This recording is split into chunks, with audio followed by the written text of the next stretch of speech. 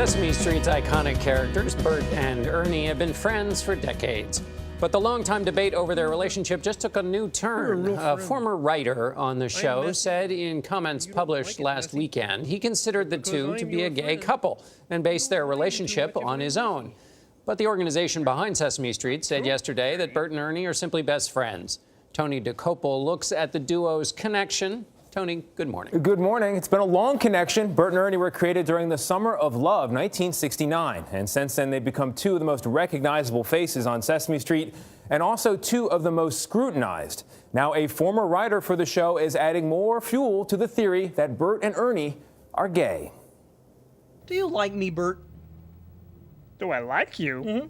Well, of course I like you, Ernie. You're my best friend. For nearly 50 years, Ooh, I'm home, Bert. Bert and Ernie have been the symbol of friendship for young audiences around the world. I like you.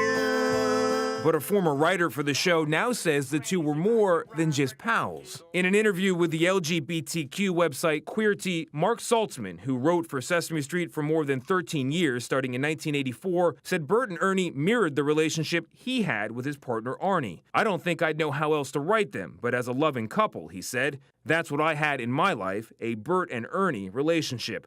How could it not permeate?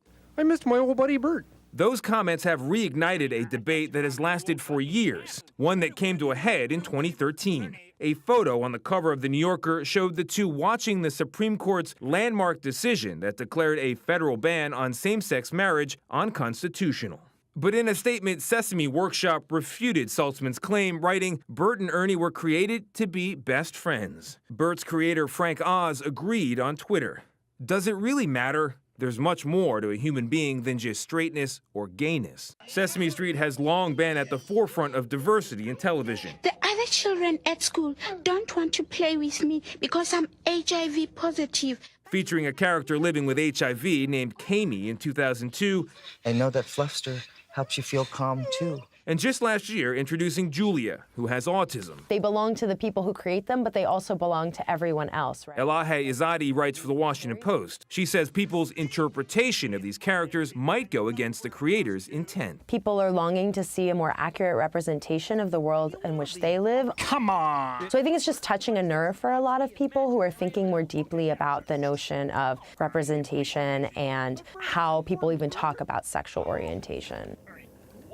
Now, according to a book about the history of Sesame Street, the relationship between the two could actually have another tie. It might possibly mirror the friendship between Frank Oz and Muppets creator Jim Henson. They performed the characters for many years. I'm eager to hear what you guys think of the relationship. I think, Tony, all options are good. Is it horrible if they're a gay couple? I don't think so. Is it horrible that they're best friends? Certainly don't think so.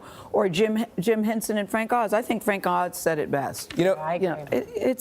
It's 2018 also, by the way, people. Art happens between the creator and the viewer. It's out of the creator's hand, whatever people interpret it to be. That's right. That's what it is. Important note from the Sesame Workshop, they remain puppets, their statement says. They do not have a sexual orientation. Yes, while we're all dissecting it, yes, they're still puppets. Okay. Very, very nice, Tony DeCopel. Nice to have you at the table.